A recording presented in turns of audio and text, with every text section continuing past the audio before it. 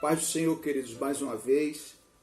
Eu desejo que essa paz gloriosa esteja na tua casa, na casa da sua família, dos seus familiares, que todos estejam debaixo da potente mão de Deus. Estamos aqui mais uma pré-aula e hoje nós iremos estudar o exílio de Davi.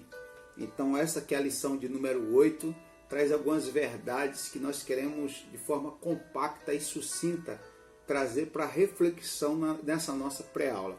Você que não conhece esse canal, seja bem-vindo. Convidamos a fazer parte dessa família, fazendo a inscrição aqui embaixo. Do ladinho você ativa os sininhos para ficar por dentro das notificações dos novos vídeos que nós semanalmente estamos transferindo aqui através do YouTube, transmitindo também para vocês, professores, superintendentes e alunos também, e pessoas que não é nem aluno nem superintendentes de escola bíblica, mas amam estudar a palavra de Deus, tá? Contamos também desse lado aqui com o seu joinha. Você deixando o seu joinha, o YouTube vai entender que essa mensagem tem sido relevante e vai expandi-la para outras pessoas através do seu like. Então, através do seu like, você vai estar propagando a obra de Deus, você vai estar fazendo missões. Olha aí que bom, tá vendo? Então eu, seu conservo, irmão em Cristo, Cassiano, estamos mais uma vez nessa empreitada. E os 3 objetivos específicos dessa lição, que traz por tema o exílio de Davi, o objetivo específico é caracterizar o exílio de Davi. O segundo objetivo específico é expor Davi e o amor com os pais, o amor de Davi para com seus pais. E o terceiro objetivo específico é explanar ou explicar sobre as pessoas que morreram por Davi na ocasião desse episódio que nós iremos relatar. Episódio esse que se encontra no livro de Samuel, né, o primeiro livro de Samuel, no capítulo 22, dos versículos 1 ao 5. Então é sobre este exílio, quando Davi adentrou a caverna de Adulão e estava ali refugiado. Então vamos lá.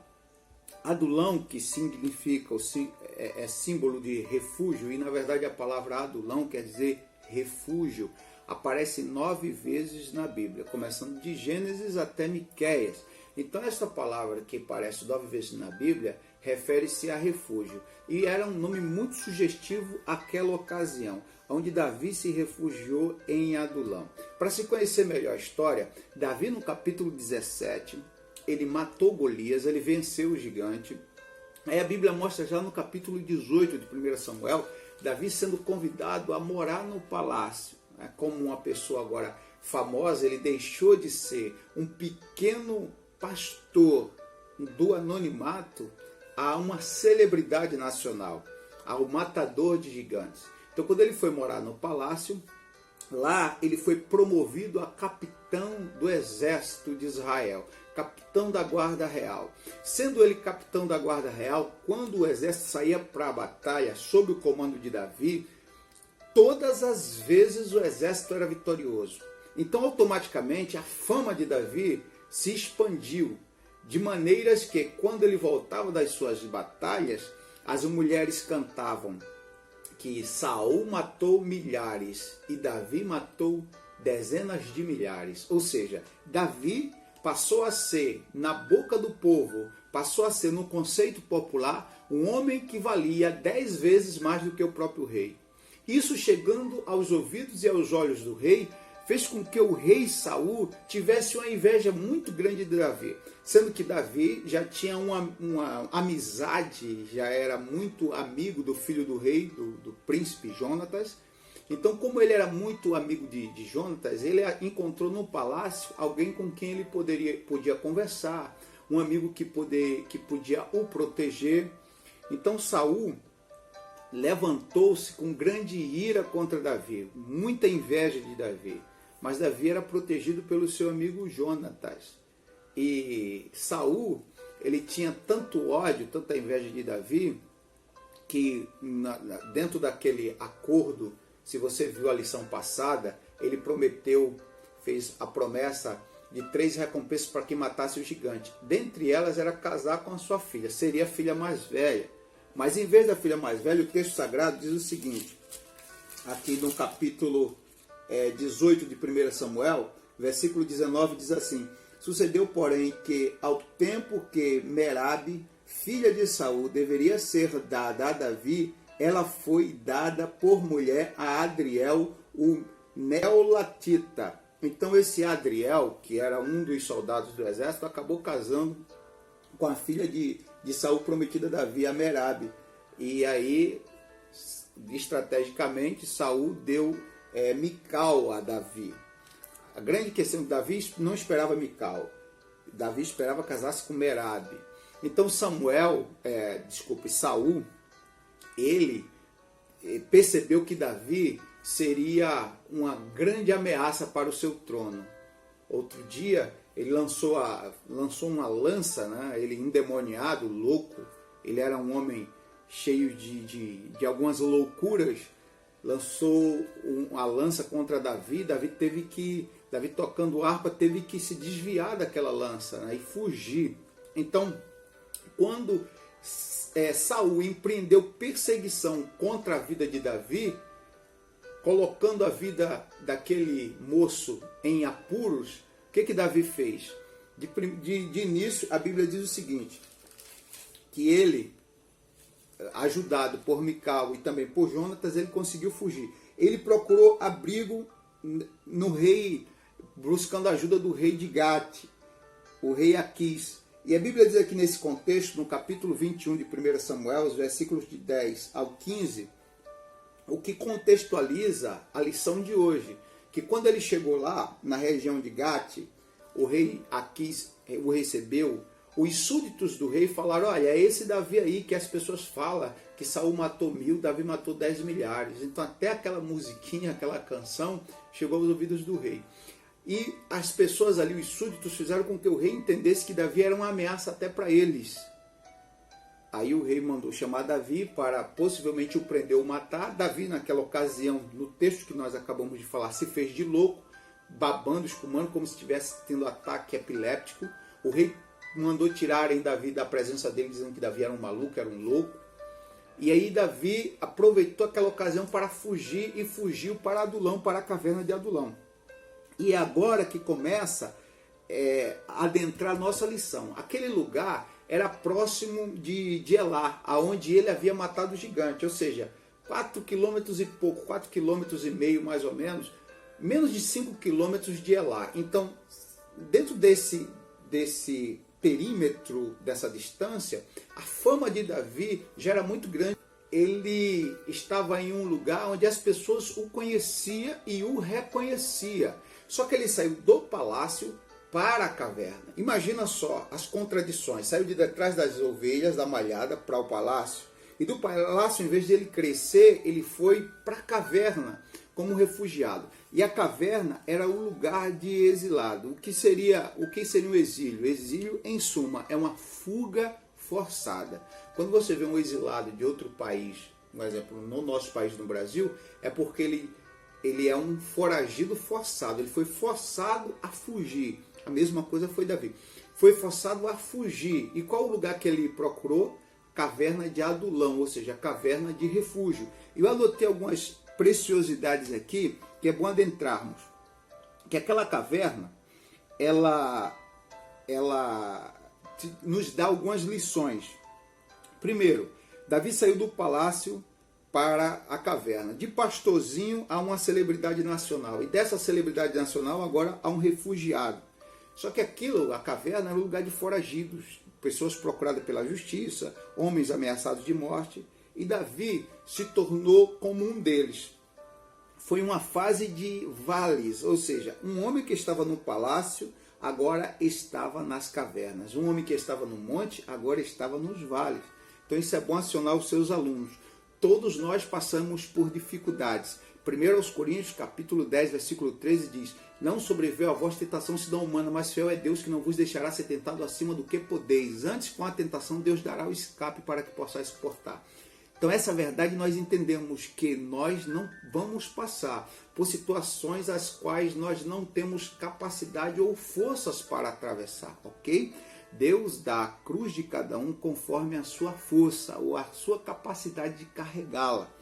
Segunda coisa que nós aprendemos na caverna, dos capítulos 19 ao 22, mostra Davi sendo perseguido pela inveja de Saul, por Saul sentir que Davi era 10 vezes superior a ele. Então sempre haverá invejosos, sempre quando alguém faz algum trabalho por excelência, haverá outros que reprovem ou que invejem. Mas isso não impede você de continuar fazendo, de continuar operando, de continuar agindo, de continuar exercendo as atividades as quais Deus mandou fazer. Outra lição é o propósito da caverna. Aí vamos mergulhar um pouco nesse assunto. Vamos lá, o propósito da caverna era o primeiro treinamento de Davi como rei. A caverna de Adulão era como se Deus dissesse: você vai deixar de tomar conta de ovelhas, de entender como é tomar conta de pessoas. Primeiro, Deus tirou Davi do palácio, ou seja, da zona de conforto. Uma criança, ela fica 9 meses no ventre da mãe. Você e eu, quando ficamos 9 meses no ventre da mãe, não fizemos nem força para comer. A criança não precisa nem pedir comida. Fora do ventre você até chora. O bebê chora para comer. Mas dentro do ventre a comida vem automática pelo cordão umbilical. Dentro do ventre da mamãe tem a temperatura ideal, tudo é favorável. Mas a criança só pode crescer dentro do ventre até 9 meses. Se ela continuar lá, vai morrer. Ou seja, para crescer além de 9 meses é preciso sair do ventre. E diz a ciência que é uma dor dilacerante quando se sai do ventre. A ciência também prova que o homem começa a morrer na hora que ele nasce. As suas células mátrix começam a morrer pouco a pouco. Seus bilhões e bilhões de células começam a ser reduzidos. Então há um sacrifício, há um preço alto a pagar para sair do ventre. Ou seja, quando se sai do ventre. Mas é necessário pagar o preço, porque é necessário sair do ventre. Porque eu não estaria nessa idade, não estaria nesse tamanho se não saísse do ventre. Então é preciso sair da zona de conforto. Davi precisava crescer. Davi precisava que o cordão umbilical fosse rompido. Davi precisava sair da zona de conforto. Então a primeira coisa que Deus nos ensina é que quando Deus nos tira do palácio para as cavernas, é para romper esse cordão umbilical, é para nos tirar da zona de conforto. A segunda lição que aprendemos é mostrar os falsos e verdadeiros, os prós e os contras, pois os familiares de Davi e 400 homens foram em busca de Davi, foram procurar Davi, foram estar com Davi. Veja que é nos momentos de caverna, é no momento que você é exilado, que Deus prova quem realmente está do teu lado. Não é quem está quando você está no palácio, é quando você está na caverna que Deus prova quem é a seu favor, quem está com você. A terceira coisa que aprendemos na caverna é que nela Deus ajusta e reestrutura as coisas mais importantes da nossa vida. A família de Davi era contra ele. Veja que desde o capítulo 16 os irmãos eram contra ele. Não havia um bom relacionamento entre eles. Inclusive Davi era um excluído da família. Davi era um esquecido da família. Sendo que agora eles procuram Davi. Ou seja, a família que outrora estava dispersa agora está unida num propósito. Às vezes, infelizmente, é depois do diagnóstico de um câncer, de um estado terminal, de uma doença incurável, que a família se reúne para estar juntos e lutar juntos. Então Deus usa as nossas lutas, Deus usa essas cavernas, Deus usa Adulão, Deus usa essas fases para unir aquilo que está desunido, para reestruturar as famílias. Ensine isso para os seus alunos. A quarta coisa é que Deus ele queria que Davi tivesse mais tempo com ele, é ter mais tempo para Deus e si mesmo. O isolamento traz grandes reflexões. Veja que quando Davi escreveu o Salmo 57, provavelmente ele estava dentro da caverna de Adulão, porque mostra na epígrafe que Davi escreveu esse salmo dentro da caverna quando perseguido por Saul. Então nesse salmo, versículo 7, Deus até então viu Davi, estava vendo Davi como um poeta, um adorador, mas agora quando Davi passou a ser capitão da guarda, passou a ser o responsável pelo exército, parece que Davi não tocava com a frequência que tocava, não cantava com a frequência que cantava. Deus sentia saudades de Davi. Então Deus estava usando aquela ocasião para Davi voltasse novamente para Deus. Olha o versículo 7 do Salmo 57, dentro da caverna, Davi diz assim: preparado está o meu coração, ó Deus, preparado está o meu coração, cantarei e salmodiarei. Então Deus usa essas ocasiões para preparar o nosso coração para voltar a salmodiar, para voltar a louvar, para voltar a fazer o que outrora deixou de fazer, que outrora fazia, agora deixou de fazer. Deus quer que você volte aqueles preceitos antigos, voltar a orar como orava antes, voltar a cantar como cantava antes. Então as cavernas promovem em nós, ministra em nós essa atmosfera. Glória a Deus. Os homens que foram buscar Davi, aqui no contexto fala assim, os homens endividados, ou seja, falidos, desgostosos, aqueles que são frustrados, e em aperto, ou seja, os homens oprimidos. Então, pessoas oprimidas, frustradas e falidas. Hoje, os cultos específicos em muitas igrejas são voltados a esse público. Por isso que existe o culto da família, o culto de libertação, o culto da prosperidade. Eu não vou entrar no mérito de colocar nomes em cultos, mas estrategicamente algumas igrejas fazem isso porque sabem que os anseios dos homens estão em volta desses problemas, que são os principais problemas. São os problemas financeiros, não só no Brasil, como no mundo, na crise econômica mundial, problemas de família e problemas espirituais. E eram esses homens aqui, pessoas com problemas financeiros, pessoas com problemas de família e pessoas com problemas espirituais. Ou seja, pessoas oprimidas, pessoas falidas e pessoas frustradas. Mas foram esses que foram em busca de Davi. Foram essas pessoas que foram atrás de Davi. Então a igreja vai ser como uma caverna de Adulão, lugar de refúgio para as pessoas que estão com os problemas em todas as esferas da sua vida. A igreja é como se fosse a caverna de Adulão. E Davi ali é a figura de um grande líder, é a figura de Cristo ou a figura de um pastor local. Mas a outra coisa que nós aprendemos nessa lição aqui, a sexta lição que nós aprendemos, é o seguinte, que os outros, Davi viu, pessoas em situação pior ou semelhante a dele. Eu falo uma coisa para minha esposa e eu gostaria que você tivesse maturidade de entender o que eu vou falar agora. Eu sempre falo que muitas vezes a desgraça alheia nos consola. O que isso quer dizer? Que às vezes quando nós reclamamos da nossa casa, a gente percebe que há pessoas melhores do que nós, mais fiel a Deus e que tem uma vida mais santa e que às vezes vivem em uma casa pior que a nossa. Ou muita gente boa por aí morando debaixo de viadutos, sem uma casa para morar, ou outros que perderam tudo numa enchente, e às vezes nós reclamamos da nossa casa. Às vezes reclamamos daquilo que comemos, porque talvez não seja a comida desejada para aquele dia. Mas quantas pessoas no mundo inteiro, melhor do que nós, e até inclusive os refugiados, que não têm o pão para comer. Então, perceba-se que, enquanto a gente pode reclamar ou estar reclamando de alguma coisa, tem pessoas em situação semelhantes ou pior que a nossa. Foi isso que Davi viu. Deus permitiu que aqueles homens frustrados, falidos e oprimidos se aproximassem de Davi para buscar refúgio naquele lugar e para estar com Davi, para que Davi entendesse que não adiantava reclamar, porque havia nesse contexto pessoas que estavam vivendo coisas semelhantes ou pior do que a dele e, no entanto, não estava reclamando como ele poderia estar reclamando. A outra lição que nós aprendemos nesse contexto aqui é sentir na prática as dificuldades dos outros. Como rei, isso seria um grande aprendizado. Davi teria que sentir agora na pele, glória a Deus, sentir na prática as dificuldades dos outros. Então Davi ele não só ouvia falar em pessoas que estavam falidas, ele não só ouvia falar em pessoas oprimidas, ele não só ouvia falar em pessoas frustradas, ele estava convivendo com essa realidade. Era esse perfil dos homens que o procurava. E o conselho para esses três tipos de pessoas, dentre os 20 conselhos que Paulo deu à igreja de Tessalonicense, desses 20 preciosos conselhos, eu quero trazer os primeiros conselhos de Paulo para esses tipos de pessoas aqui. Paulo tem 4 conselhos. Os 4 conselhos é, capítulo 5 de 1 Tessalonicenses, versículo 13.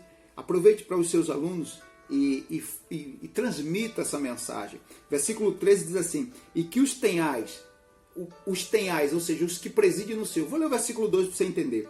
Rogo-vos, irmãos, que reconheçais os que trabalham entre vós, que presidem sobre vós no Senhor, e vos admoesta, e que os tenhais em grande estima e amor, por causa da sua obra. Tende paz entre vós. Rogo-vos, pois, irmãos, que admoesteis os desordeiros, os desordeiros tem que admoestar, consoleis de pouco ânimo, os de pouco ânimo você tem que consolar, e sustenteis os fracos, ou seja, os fracos você tem que sustentar. A um você sustenta, a um você admoesta e a outro você consola. Ou seja, Davi tinha que ter um comportamento diferente para cada tipo de problema. É assim que um pastor faz. Ele não trata todos por igual.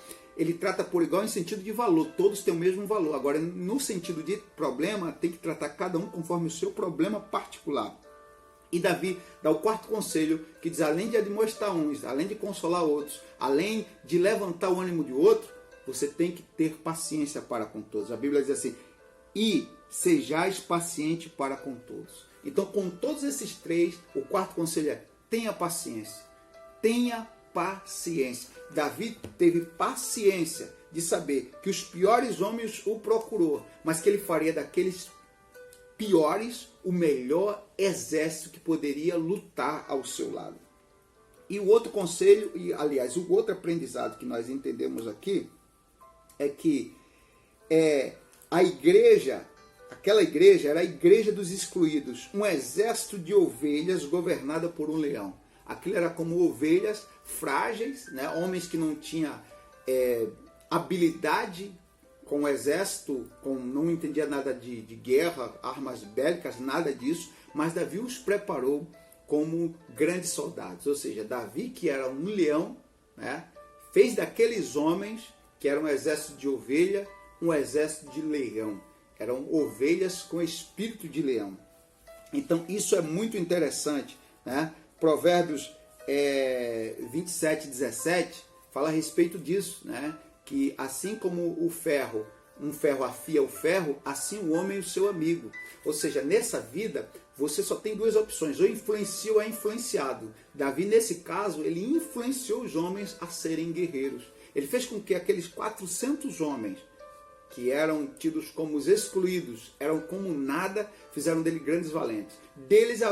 Desses 400, 100 homens valentes. E desses 100, 30 homens que eram 30 matadores de gigantes. Ou seja, aquilo que não era comum, homens não matavam gigantes. Davi fez daquilo ali algo que virou moda. A partir de Davi, virou moda matar gigante. E os seus 30 eram homens que ele podia contar na batalha. O que Davi compôs na caverna? Nós vemos alguns salmos, como o Salmo 57, mas eu me arrisco em falar que outros salmos que são característicos, se ele não compôs lá, acredito que pelo menos ele deva ter citado esse salmo lá, como por exemplo o Salmo 91, né?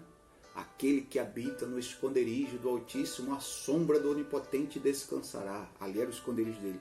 Direi do Senhor, Ele é o meu Deus, o meu refúgio, a minha fortaleza.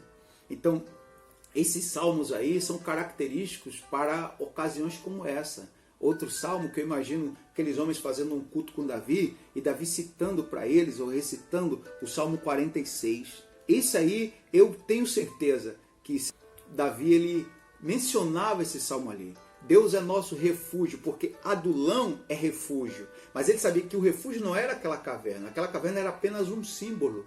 A caverna não era apenas uma caverna, era um lugar em que dava acesso a qualquer outra pessoa que podia entrar e matá-lo. Mas ele disse assim, meu refúgio é Deus, e não essa caverna. Deus é meu refúgio e fortaleza, socorro bem presente na angústia. Aí é como se Davi falasse agora para os seus 400 valentes, seus 400 amigos. Né? Pelo que não temeremos, ainda que as águas rujam e se perturbem, ainda que os montes se abalem por sua braveza, há um rio cujas correntes alegram a cidade de Deus, santuário da morada do Altíssimo. Deus está no meio dela e não será abalada. Deus ajudará ao romper da manhã. As nações se embraveceram, os reinos, lembrando de Saul, lembrando do rei Aquis e do rei Saul. As nações se embraveceram, os reinos se moveram, mas ele levantou a sua voz e a terra se derreteu. O Senhor dos exércitos está conosco, Deus de Jacó é o nosso refúgio. Então Deus é o nosso adulão, Deus é o nosso refúgio. E a última coisa que aprendo aqui na lição é que aqui era o lugar de Davi repor as forças. Exatamente, Davi repor as forças. Eu lembro o que aconteceu, por exemplo, aqui é o lugar de renovação. O que aconteceu com Elias? Elias precisou de renovação. Elias estava deprimido. E por que não dizer também que Davi estava passando pela mesma coisa? Existe uma doença que é, vamos dizer, moderna, né? Na verdade sempre existiu, que é a depressão. E dentre os tipos de depressão, existe a síndrome de Burnout ou de Burnout. Essa síndrome de Burnout mostra o seguinte, quando alguém luta em busca de um objetivo de algo, como aconteceu com Elias, que lutou contra os 450 profetas de Baal, né, lutou ali no Monte Carmelo, contra os profetas de Baal e os profetas de Azera, a Bíblia mostra agora um homem cansado, perseguido por Jezabel, que se refugiou em uma caverna. Então, quando o homem luta e se cansa, o seu corpo, isso é ciência e biologia, o seu corpo começa agora a buscar um descanso.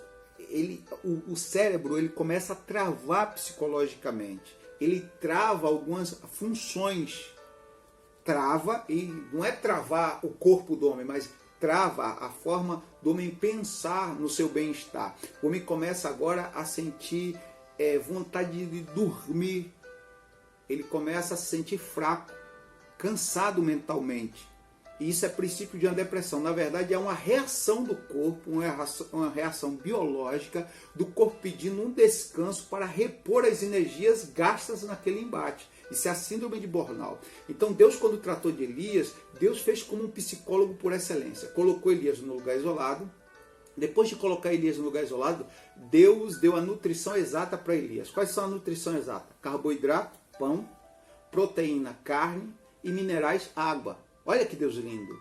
E além de uma boa alimentação, quem passa por uma síndrome de burnout, que é o princípio de uma profunda depressão, precisa sentar em um divã e conversar a terapia é conversar com o psicólogo. Foi o que Elias fez. A oração é conversar, só conversar com Deus, só conversar com Ele, só buscar o conselho de Deus. Depois disso, aí Deus disse agora, levanta, porque ainda há muito trabalho, ou seja, é buscar algo a que se fazer, é não ficar parado, não cruzar os braços esperando o mundo se acabar, mas é depois de uma boa alimentação, depois de conversar com Deus, de desabafar com Deus, é procurar ser útil, fazer alguma coisa. Isso aconteceu com Davi. Então, Davi, ele recebeu renovação naquele lugar. Aquele lugar era o lugar dele parar, para descansar a cabeça, buscar esse isolamento, para se aproximar de Deus, para ter um autoconhecimento, se conhecer melhor, renovar as suas forças para outros embates. Tanto que a Bíblia mostra o seguinte, que aqueles 400 homens se multiplicou em 600 rapidamente. Ou seja, Davi não ficou parado. Davi treinou aqueles homens e lançou-os para o campo, lançou-os para a guerra. Assim Deus fará com aqueles que mesmo dentro da caverna não param de honrar ao Senhor e de trabalhar para Ele. Tá ok? Outro ponto, Davi e o amor aos pais. Davi tirou os pais da caverna. A família de Davi foi na caverna procurar Davi, estar com Davi, mas Davi tirou eles da caverna para um lugar seguro. Enviou Jessé e a sua mãe para a terra da avó de Jessé, da bisavó de Davi. É como se ele dissesse, papai, eu vou enviar o senhor para a terra da sua vovó, né? Para a terra de Ruth, para Moabe. E ele falou com o rei moabita, e ele, para estar, os seus pais estão em Mispa, que Mispa é cidade torre de vigília, ou seja, é uma cidade forte, um refúgio, um lugar em que Saul não podia tocar em seus pais. Então observe que a preocupação de Davi, ele era um grande líder, é sempre um exemplo, um grande líder é sempre um exemplo para a sua família. Primeiro, 1 Timóteo capítulo 3, versículo 4 e 5, diz que tem que governar bem a sua casa. Capítulo 5 de 1 Timóteo, agora lá no capítulo 5, versículo 8, diz assim, que quem não faz isso, quem não governa a sua casa, quem não atenta para a sua família, é pior do que o incrédulo e negou a fé. Então Davi tinha a característica de um grande líder. Um grande líder ele atenta primeiro para a sua família. Então os 5 compromissos que você deve passar para os seus alunos o primeiro compromisso nosso é Deus, o segundo compromisso é conosco mesmo, e o terceiro compromisso é com a família, o quarto com a igreja e o quinto com a sociedade. Sendo que a sociedade, a igreja e a família são os nossos próximos. O nosso próximo mais próximo é a família. O nosso segundo próximo mais próximo é a igreja. E o nosso terceiro próximo é a sociedade. Só que eu não posso atentar de ajudar o próximo sem antes ajudar a mim mesmo. A Bíblia diz, amai o próximo como a si mesmo. Então meu primeiro compromisso é com Deus, o segundo compromisso é comigo mesmo. Depois o meu terceiro compromisso é minha família, igreja e sociedade. Se você embaraçar essa ordem, você está fadado ao fracasso, infelizmente. Você quer ter sucesso na sua vida? Atente primeiro a ter compromisso com Deus, agradar a Deus, conhecer a si mesmo e buscar essa realização de si mesmo. Depois, a sua família. Não coloque a igreja na frente da família. Primeiro a família, depois a igreja e depois a sociedade. Se você tiver de fazer algo para a sociedade, faça primeiro pela sua igreja. A igreja vem na frente da sociedade. Então, essa é a ordem, tá ok? E Davi respeitava essa ordem. E o terceiro ponto, morrendo por Davi. Saul ele governava com presentes e ameaças. Era a fotocópia, a imagem de um líder incompetente. Infelizmente, nós vemos essa imagem explícita, infelizmente, em alguns sujeitos, nos tempos atuais, na política, inclusive na religião, em todos os lugares. Saul, ele governava com presentes e ameaça, ou seja, ele não entendia que a autoridade tinha que ser conquistada, mas não através de presente, e não imposta. A autoridade tinha que ser conquistada pelo respeito que as pessoas teriam a ele como líder, coisa que não havia.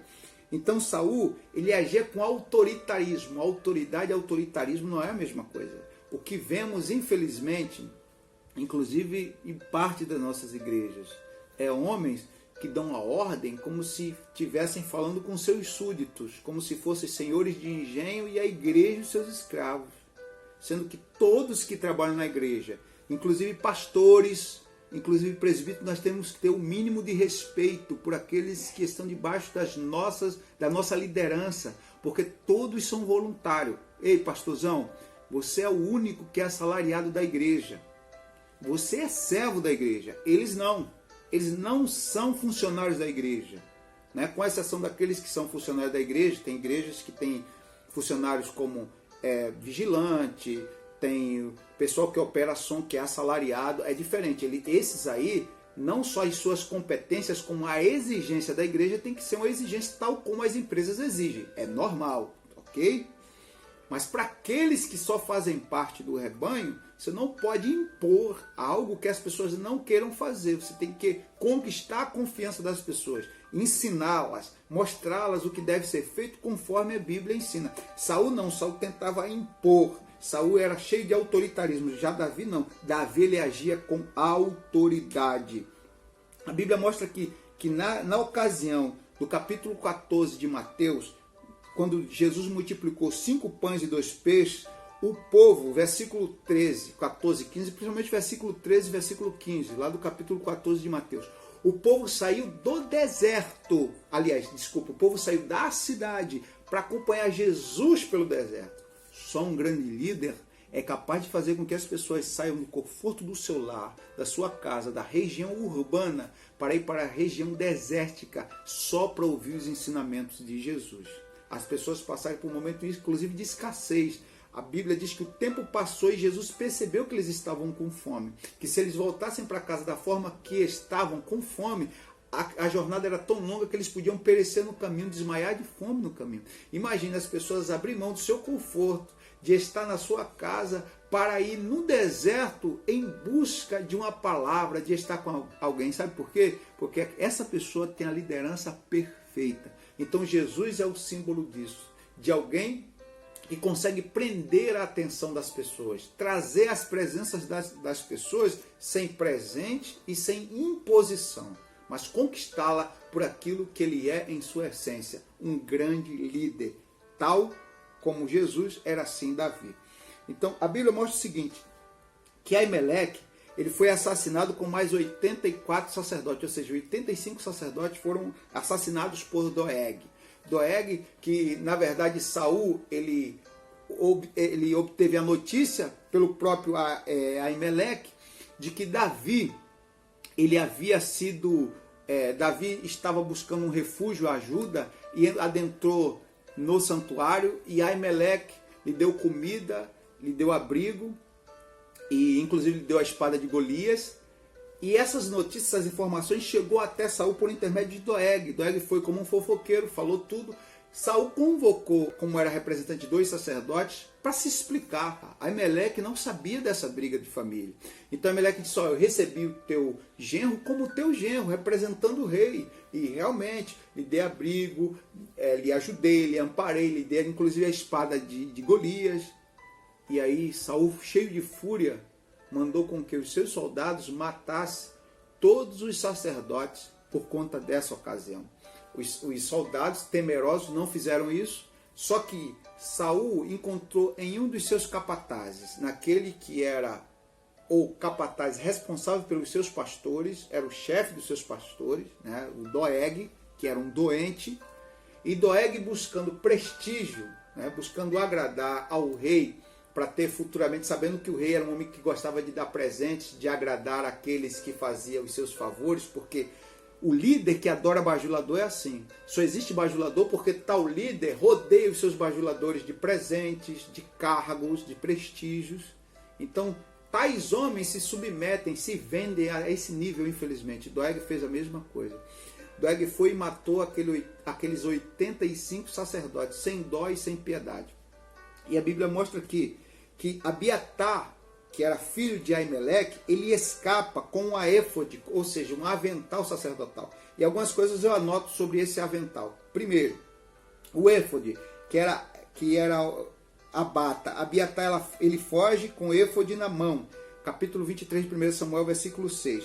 E ele vai falar com Davi, conta toda a história para Davi, e a partir daquele momento eles viraram muito amigos, ele e Davi. O pai dele, Aimeleque, morre por conta de ter dado abrigo a Davi. E Davi se sente grato a isso, fica triste porque sabe que indiretamente é culpado pela morte do pai de Abiatar. Então, por uma gratidão, trata Abiatar como se fosse alguém da família, alguém muito próximo. Segundo, em Keila, na cidade de Keila, cidade de ferrolho, como a Bíblia diz, é uma cidade sem saída, é como se fosse um beco sem saída. Davi, ele pede o éfode para fugir de Saul. O capítulo 23, versículo 7 ao 13, principalmente o versículo 9, versículo de 7 ao 13, principalmente o 9, mostra que Saul só não matou Davi porque Davi usou o éfode, ou seja, aquele avental, aquela roupa sacerdotal, para se esconder e fugir da cidade de Keila. Ou seja, aquela veste que era antigamente usada pelo Aimeleque, agora virou uma veste em que Davi utilizava para se esconder dos seus inimigos.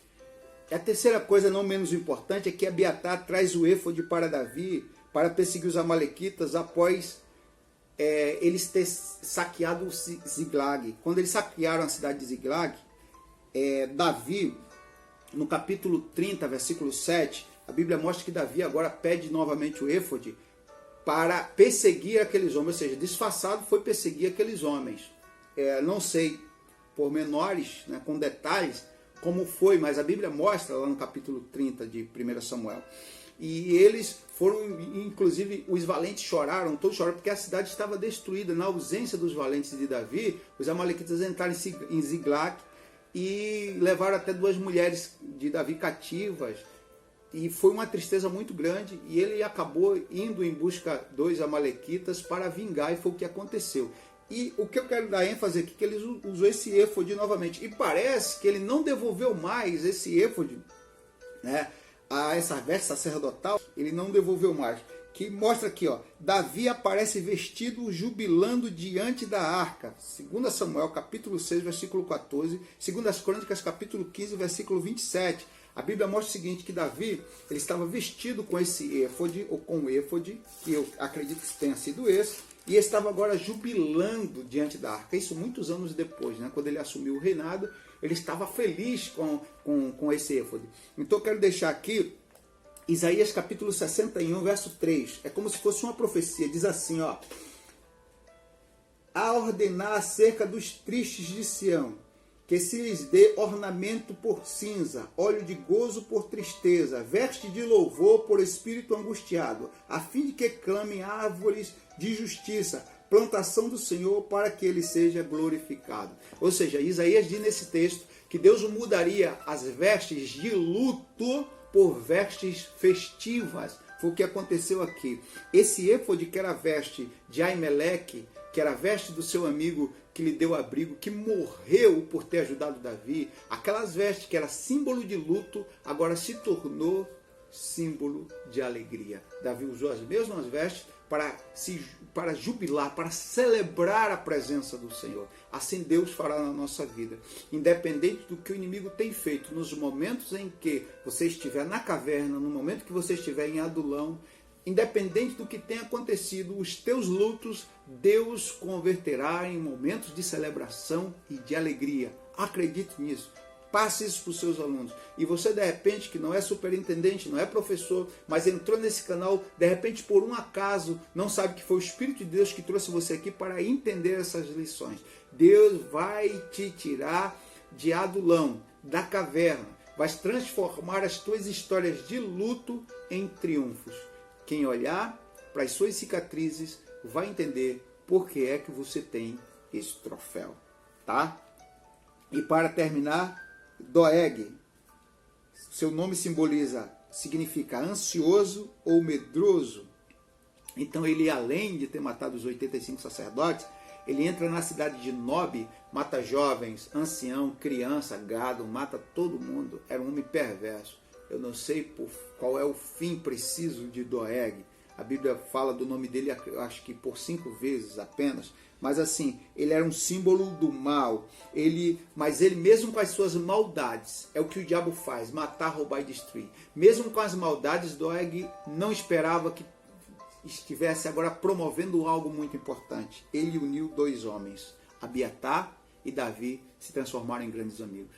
Então, independente, os Doegues que se levantem, independente de quais sejam os Doegues que o diabo use, mesmo com os empreendimentos do mal, mesmo com o avanço do mal, mesmo com as ações do mal, Deus vai fazer com que algo bom aconteça naquelas ocasiões. Você perceba que caverna não é o lugar definitivo, é apenas uma passagem, é um processo para você atravessar para o outro lado. Não é o propósito de Deus a caverna. Paulo disse assim, um momento da vida de Paulo disse: eu estou sozinho, todos me deixaram, fulano foi a Troades, ciclano ficou na ilha de Greta, eu estou sozinho. Então muitos se sentiram só, até Jesus na cruz se sentiu só.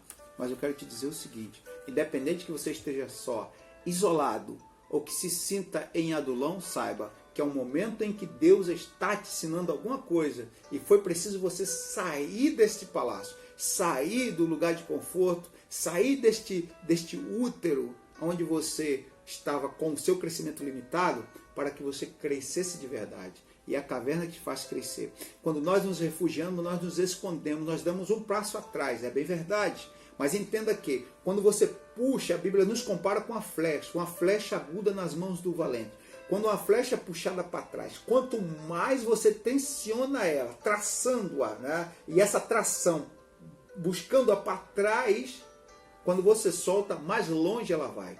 A distância da flecha é equivalente a quanto ela é tracionada. Independente de quanto você esteja sendo tracionado, puxando para trás, se escondendo, se refugiando, dando um passo para trás, achando que a tua vida está atrasada ou está dentro de um atraso, saiba que Deus vai usar este momento para te lançar, te alçar ao alvo, ao projeto, ao propósito de Deus.